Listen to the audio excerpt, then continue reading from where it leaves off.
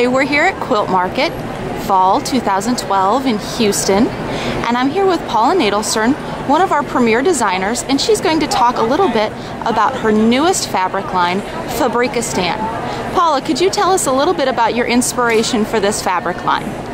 I'm always trying to design complex fabrics so that people can use them in very simple ways and yet get very visually active fabrics. I'm really intrigued with what does the eye do and how you can create fabric that really, draws the line across in some way.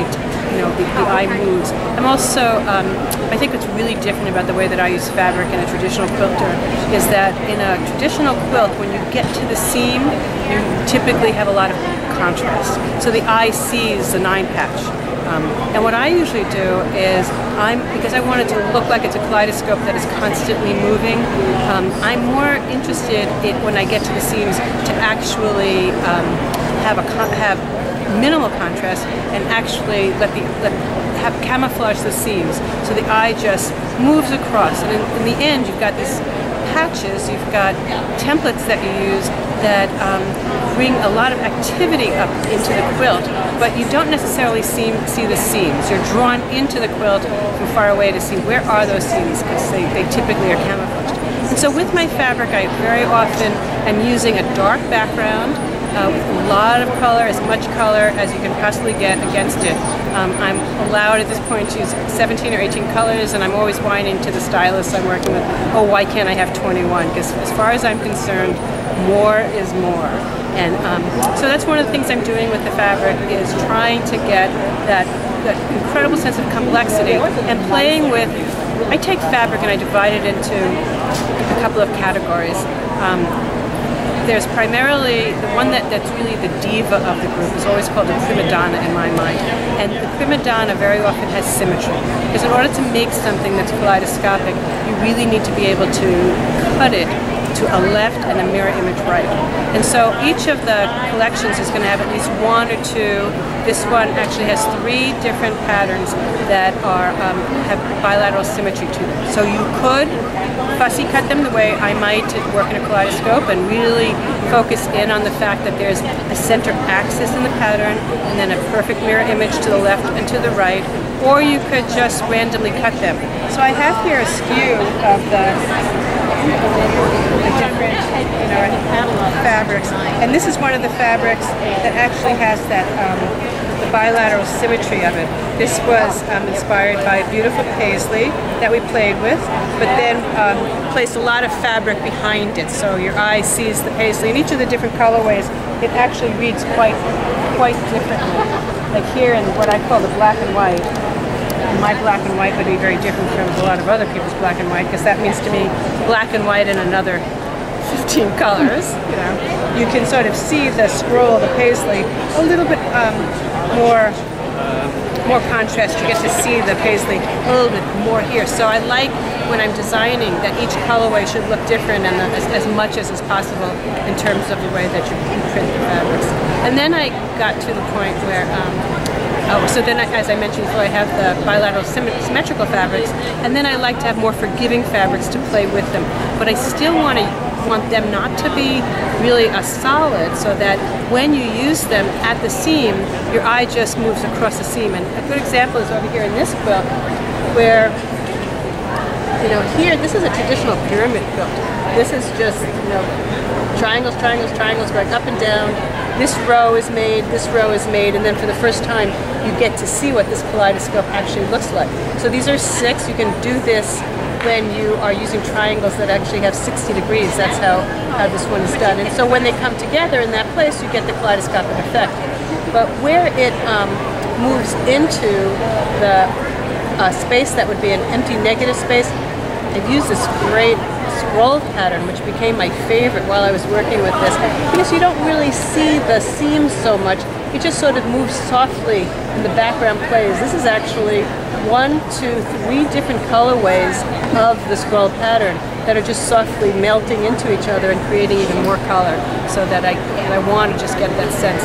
So it's a group that has 3 different prima donnas and 2 all-over fabrics. And an all-over is a fabric that no matter which way you turn it, because I do a lot of stripping with it, no matter which way you turn it, as you kind of fold it up against itself, let me do that this way, your eye doesn't stop right at the seam. So you can use it any which way and sort of tuck it into all sorts of places. And I actually think that this scroll pattern might be my favorite of all the all-over patterns I've ever done. We also did a second pattern, which I have to find here. There's Danny. Here it is. There's Danny. And this is a second all-over pattern. It's got a little direction to it, but I think you could absolutely ignore that. That's what I did. And so these patterns work together really well. Great. And could you tell us a little bit about the display that we have here at Market? These lovely 36-inch quilts look beautiful together and have been an absolute focal point of our booth this year. The idea really, I want to really show and promote that you can use complex fabric to create very simple quilts. So I asked friends and people who like my fabric, but a group also of New York art quilters who don't typically create simple quilts, to take the Fabrique-istan line and create, do whatever they wanted, but that idea that you could have a simple diagram of it, that they're complex fabrics, but you're creating really simple lines. The very first one was made by Judy Donius, who's a teacher at the City Quilter in New York City, and Judy did this as a quilt-as-you-go log cabin, and essentially she's used every single one of the fabrics in the Fabrique-istan line. And so you have a simple log cabin quilt, but it's just so much fun using it. And it also points out a second line that's appearing at the same time as Fabrique-istan, which is called Extreme Colors. I have a color card here. Here's the color card for this. And I have always wanted to make a great black on black, and it's very not easy to do that. It turns out the stylists at Benartex were finally successful in helping me really get that, because very often you'll either get a blotchy kind of look as another color comes through, or you'll just get it to be a solid. And what I really want is never a flat solid, but something that reads like a solid.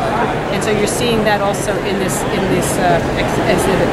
And the idea really here was to everyone to have that 36-inch size, and to see what they could do in that, so that when hung together, they would really feel like you're coming into a gallery space. And I think we did a great job, and the people who hung the exhibit creating the Fabrique-istan gallery.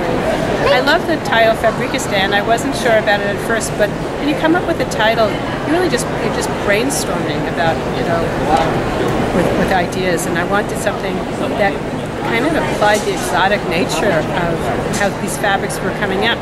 Sometimes you're not really even sure what they're going to look like. As you start playing, you come up with a pattern, excuse me, but it's really the coloring, that changes it completely. It can be funky, the same pattern. It can be, graphic. It can be elegant. It can be fun. It's simple.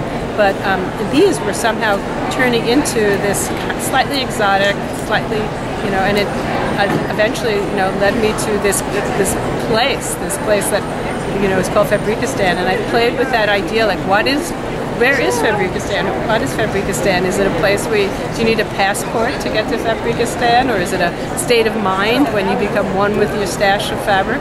So I've asked people now to give me the definitions for where they think Fabrique-istan is. My husband said that it's, on an expedition he made a left at Fabrique-istan and ended up surrounded by Extreme Colors, which I think are very cute.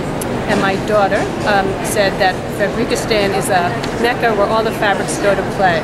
So if anybody else has an idea for what they think Fabrique-istan is, I would love to hear from you. I'll put it up on your definition on my website, and my email address is needlestar@aol.com. Excellent. Thanks, Paula. You're welcome. Thank you.